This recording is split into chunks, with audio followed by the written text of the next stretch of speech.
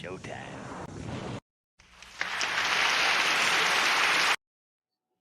What's up, everybody? It's your girl Nita, your favorite diva, and I'm back to give you a movie review. The movie that I'm reviewing for you today is Prey. It is written and directed by Dan Trachtenberg. You may know him from 10 Cloverfield Lane.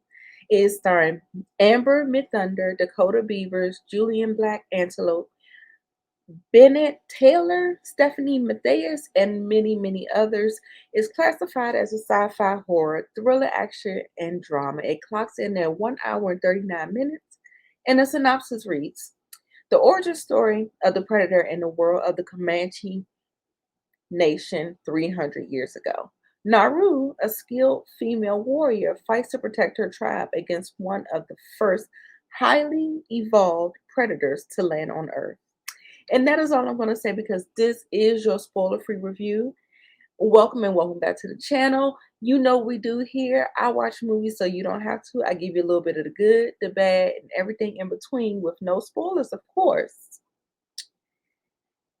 And I'll let you know whether or not you should know or go see it in theaters or stream it rather on Hulu. Now let's get to the good, shall we?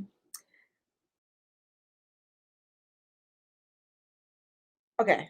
This was a very, very interesting installment in this franchise. This was a great return to form for the Predator franchise. The cinematography and the special effects were really good, in my opinion. They could have been a little better, but I thought they were really good.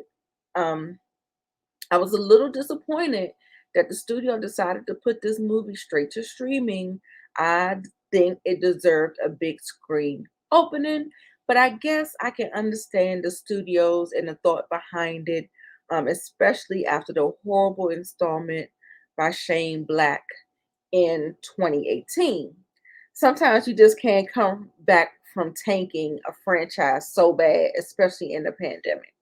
But this is one of the better entries since the first original Predator in 1987. I'm pleased to report. I like that they took it back to as a prequel and dropping it in a new era that we've never seen before. I thought that was totally refreshing, and I love that. A little Easter egg that I found for the original 1987. There's somewhat an ode to Sonny Lanham, who played Billy in the 1987 film, which was a Native American, and his last standoff with the Predator in the original film. So they actually went to the Native American, and built the story around that. They even had a Native American expert on staff to ensure the cultural authenticity. Okay, and then also too, there was some social commentary as well, about gender roles and not accepting the roles that comes with the assignment of gender. Also, they addressed the terrible treatment of the Native Americans by the white colonizers. Now, I was a little bit thrown off by not having any Hollywood standouts in this movie, but I'm here to report, don't be. I think they did a really good job, especially Amber Midthunder. I love that the story was developed for her. It really made you root for her as the protagonist of the story.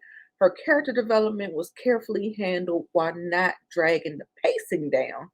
Speaking of pacing, the pacing was great. It remained a fast paced, in the pocket movie, and it kept my attention the entire movie. The kills were very gruesome and creative. The kill count was up there, so be warned about that. And then you add the sound design being an added treat to enhance the kills. So that is with the good. Let's get to the bad. I didn't like the look of the Predator. I'm sorry. I'm not just a big fan of the way any of the Predators look, but this one was just, yeah, for me.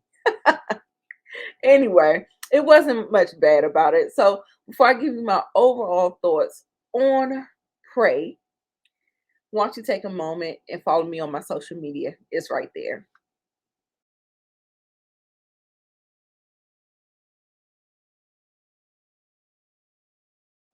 So my overall thoughts on Prey. This movie was a breath of fresh air for the Predator franchise. I think the door is wide open to where they can go. They got back into the pocket of what made the very first Predator special. And now they've opened a door where they can just kind of drop the Predator in any era and see how it survives. As long as it serves the story and doesn't just rest on kills alone. Amber Mid Thunder has definitely made a clear name for herself in this one because she really, really shines. I give Prey 4 out of 5 stars and say go stream it on Hulu, where it's currently available for streaming. And so for my diva recommendations, I have, of course, the original 1987 Predator, but then also too 10 Cloverfield Lane because it's the same director, Aliens, and The Revenant. Okay, so that is it for my review for Prey. I wanted to know what you thought about the movie. Have you seen it? What do you think about my review? Are you curious to see it? Did you not like the reverse of showing a female protagonist in this franchise? Because it feels like what they're doing is that they're like, men feel like they're being replaced, so we're telling these stories and we're flipping the genders and stuff like that. So, I just want to know your opinion. Are you one of those people that is against, the women taking the protagonist roles in these films? Or was it a breath of fresh air for you as well? Let me know down in the comments below. Don't forget to like, comment, and subscribe to the channel. I'm Nita, your favorite diva, and you make sure you come back. All right? Bye-bye.